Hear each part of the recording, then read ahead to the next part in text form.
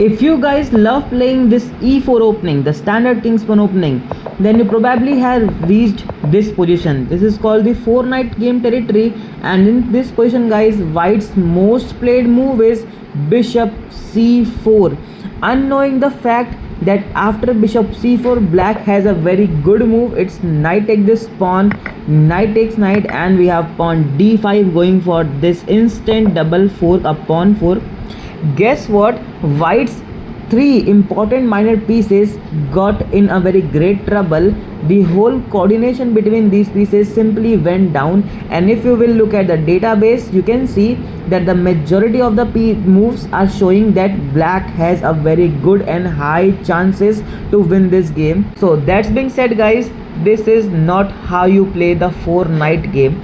This is not how you should proceed in this position. Like bishop c4 is a mistake, so what is the good move? The best move is d4, and in this video guys I'm going to show you what will happen if you play d4, and after pawn takes pawn how white should respond. Like white has to go with pawn knight d5, then what can black play? Black could take this knight, black could take this pawn with the knight, and black could go bishop c5 or development. There are 3 moves that we are going to discuss in this video. So this is me Shubham Kumar, your host, and you are watching Mr. Citadel Chess. And in this video, yes, we are going to understand the 4 knight game territory, the Belgrade Gambit. This is called the Belgrade Gambit guide. Basically after d4 pawn takes pawn, then we have knight take this pawn, and not knight take this pawn, but knight d5. It's called the Belgrade Gambit, and that's we are going to looking for. Now if you look at the first move, knight take this pawn, this looks very great and intimidating move. However, after queen e2, this knight is just pinned by the king, so that's actually problematic. Let's say black goes f5 defending this knight, and then you have very great maneuver, it's knight g5, just putting more pressure on the knight. Now your opponent could play h6, your opponent could play knight e7, just hitting on this knight and also defending this pawn, and also covering this king, so that knight take this knight can also become one of the options for the black. Bishop e7, same purpose, covering the king. So if we talk about h6, then guess what? This is the checkmate in just 2 moves. So we have queen h5 check, king is not able to move, so pawn blocks, queen take this pawn. Guess what? That just checkmate, so that's fine with you. Let's say they go with knight e7, hitting on this knight, covering this king, so that knight take this knight is actually a very great threat. So you have to go with knight takes knight. If pawn takes this knight, which is actually the most played move, then you could go with queen h5 check on this king, and that's actually very great thing. If your opponent plays g6, then we have queen to this e5, hitting on this pawn, hitting on this pawn, and also hitting on this rook. Now this rook is actually hanging, so rook moves away. Now this king and this rook are actually very weak, because knight to this f6 actually fork on this king and this rook, problematic, right? But we are not gonna look on that road. Instead we are going to hit on the c7, because that's actually doubly defended and doubly attacked. So knight is this pawn c7 with a check and with a fork on this king and this king and this rook, so that's fine. Queen can't take it, because queen takes queen is one of the options for the white. That's why king has to move away. The moment guys king moves away, you have to go with very great maneuver. It's called bishop g5, going for this checkmate threat in 1 move. Let's say your opponent plays random move b6 just to go for a fianchetto, then this is just a checkmate. Congratulations, you just won a game here. Let's say they cover up this square by going bishop to this g7, then what do we have? Queen check, knight blocks, because there is nothing that black can do, so knight has to block it. Now this queen is just hanging, so bishop takes this queen, and still we are going to win this game, and because this rook is also hanging, so that's fine with you. And now guys, instead of pawn takes knight, what if knight take this knight occurs?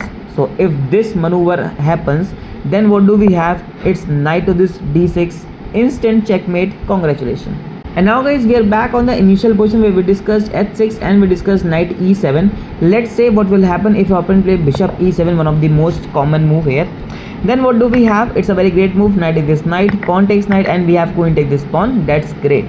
Now your opponent could go for a castle, hoping to go for this kind of a threat, but we don't have to worry about it, because we have bishop to this d3, going for this very great maneuver.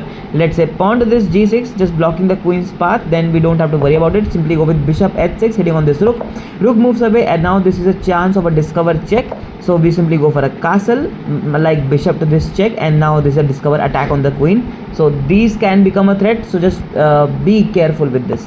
Now we have bishop f8, a very great move, going for this discover attack. We have knight f6 going for this check, and also hitting on this rook. So queen has to take it, else this rook will simply get lost. So queen takes, and guess what, queen take this rook. We just won an exchange here. Now this bishop is actually pinned, so we could take this bishop if we want. If not, actually everything is just fine because we just won a pawn here. And now guys, what will happen if black plays d3 hitting on this queen? You don't have to worry about it, simply go with queen take this pawn. Now this knight has become unpinned, so knight take this knight is a major threat. So black take this knight, we just grab this knight with the bishop, queen takes, and guess what, just guess what, it's a very great maneuver, knight c7 going for this fork here. And guess what guys, it's literally very amazing. So let's say king moves away at the d8. If I'm just saying, if king d8 occurs, then what do we have? Knight e6, a fork on this king and this queen. Congratulations, you just won a queen here, and this was the trap. Okay, we are back on the initial position guys, where we discussed knight take this pawn. What will happen if your opponent plays knight take this knight? One of the very common move here. Then we simply just take this knight with the pawn, and this knight is actually hanging. So knight moves away, simply go with queen take this pawn. That's fine, this pawn is just hanging. I mean, this pawn is under pressure, not hanging, because that's a defense, so it's under pressure. Then we have d6, a development, opening up bishop's diagonal. Don't worry, we have bishop d3 is one of the very great move. Then you have knight g6 going for development, and also opening up bishop's diagonal so that it can be developed simply. And now guys, at this point of time, if you look at the database, 54% people are gonna play bishop e7, and guess what, queen take this pawn is our move. Now your opponent could go bishop f6 so that queen can simply become trapped. I mean, it will not get trapped. Okay, it is trapped. Oh my god, queen is just trapped. So you don't have to worry about it. Instead, just try to be fundamental, try to be logical, and be stick with the fundamental of chess. So now it looks like queen is trapped. However, you have queen h6 and escape route. But don't worry, you don't need to move your queen from this position because we have rook e1, a check on this king. If bishop defend, just grab this bishop, you want a full piece here, that's fine with you. Let's say king d7, which most of the people are gonna play, then simply go with bishop f5, checkmate. Guys, we are back on the initial position where we discussed knight take this pawn, we discussed knight takes knight. What will happen if your opponent play bishop c5? One of the very great move, a great development move, a very tactical maneuver. So in this position guys, you also have to go bishop g5, pinning this knight to the queen, and this knight is actually under double pressure, so that's fine with us. Let's say they went for a castle, you simply go with bishop take this knight, pawn takes, because queen take this bishop met with knight take this queen.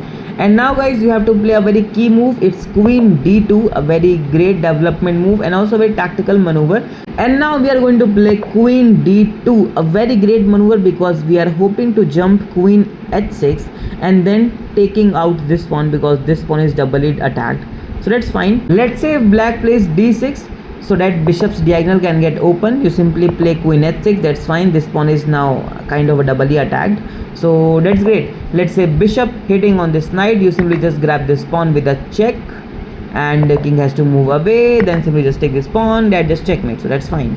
So guys, this was the Belgrade Gambit and I hope you have liked it. I have tried to explain you the most, I have tried to explain you 3 most played moves. Apart from these moves like knight take this pawn, knight takes knight and bishop c5, apart from these 3 moves, we also have to discuss knight b4 and bishop e7. These are the 2 very tactical maneuvers and very great maneuvers that we will discuss in the next video. Moreover guys, instead of, let me just show you, instead of knight d5, there is another very great maneuver, it's knight take this pawn, that we will again discuss in the next video. So you have to wait for it. Okay, so this is me, Shubham Kumar, your host, and if you have liked this video, then subscribe the channel, share, like, comment, whatever you want to do, just give me a feedback. Okay, so this is me, Shubham Kumar, your host, and I will meet you in the next video. Until then, take care.